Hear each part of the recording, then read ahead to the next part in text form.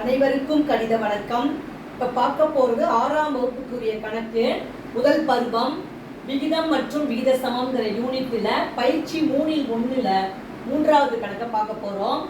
கீழ்காணும் விகிதங்களுக்கு எளிய வடிவம் காண்க. அதுல 4வது கணக்கு பார்க்க போறோம். 12:27 கொடுத்துருக்காங்க.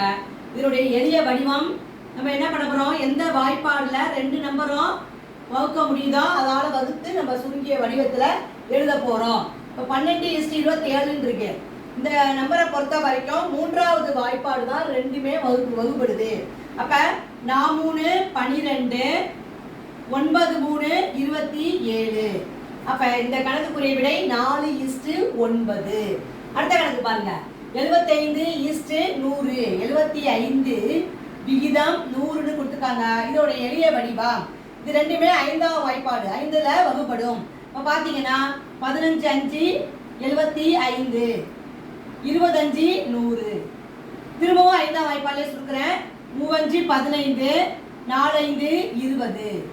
அப்ப 75:100 எளிய வடிவம் 3:4.